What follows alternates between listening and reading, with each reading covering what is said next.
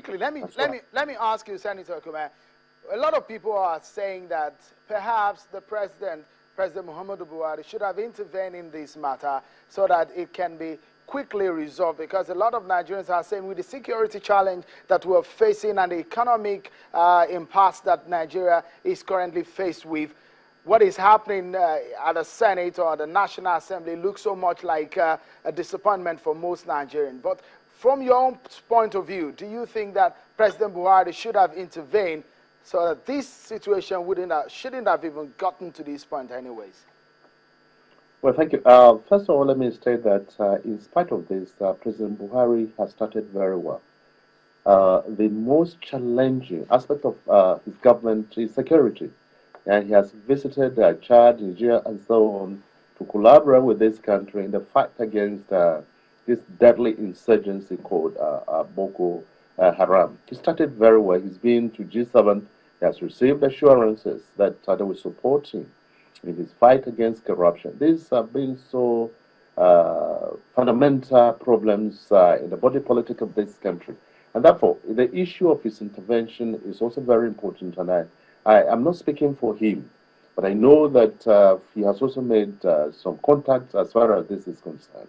As an elected president, he assumes a commanding role in the affairs of this party.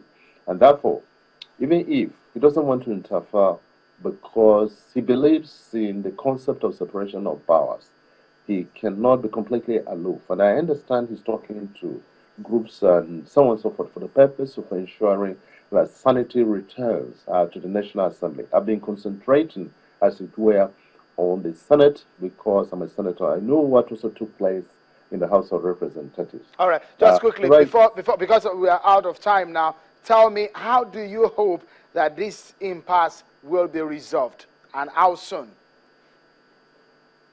Well, this impasse is really not a difficult one to resolve.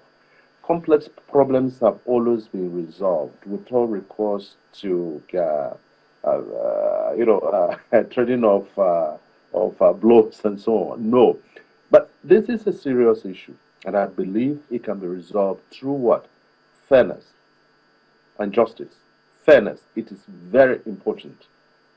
The Saraki group took the Senate presidency, they took the Deputy Senate presidency against the advice of the party. The same party wrote to President Saraki that these are the positions remaining and these are the people. So we have to keep to this. As far as I am concerned, this is very important, and this is the beginning of the process of healing, which is very important for us at the National Assembly. It is just awful. The Nigerians will see us fighting. If you remember, if you recall what happened on Thursday last week in the Senate, when that list was read, again, we raised a point of order. We were overruled, wrongly anyway. But we never did anything because we want to maintain the dignity of the Red Chamber. All right, thank you so much. Yeah. Thank you so much, Senator Akume. I'm afraid we must stop there because we need to look at the other side of the issue. But I really thank you for your interventions, and Nigerians are hoping that with your experience and some of your other colleagues, you'll be able to resolve this lingering crisis as soon as possible. Thank you so much for being part of the program. Thank you.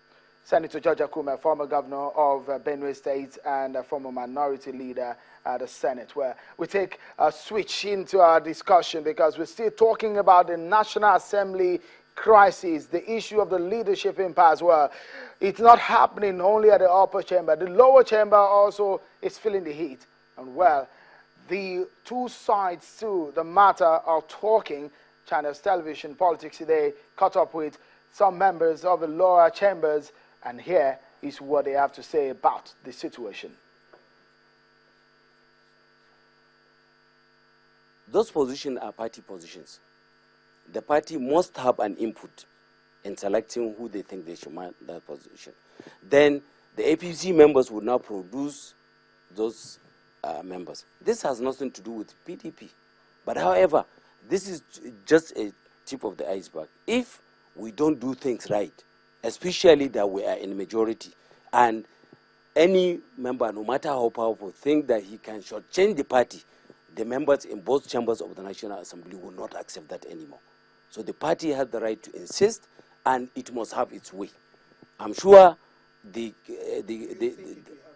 but no doubt about it. Even the first one that happened, we accepted it because, and that is the biggest undoing of the acceptance. We accepted it because Saraki is one of our own. Dokara is one of our own. We can agree to disagree.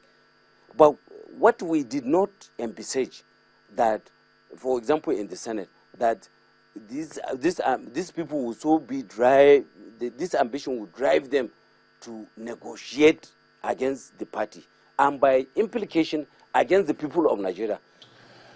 There's nothing like defiance. Agreed, we came on the platform of APC, and if you could recall a few days ago, immediately after the information was leaked through the press, that is what the party had written to the speaker, we made our position clear to the press, and the issue is that the North Central as a whole was not considered in that arrangement.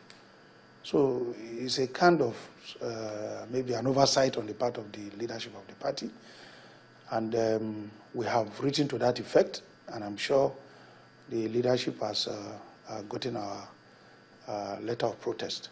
We are not defying the party. We are only saying that something was done and we were excluded.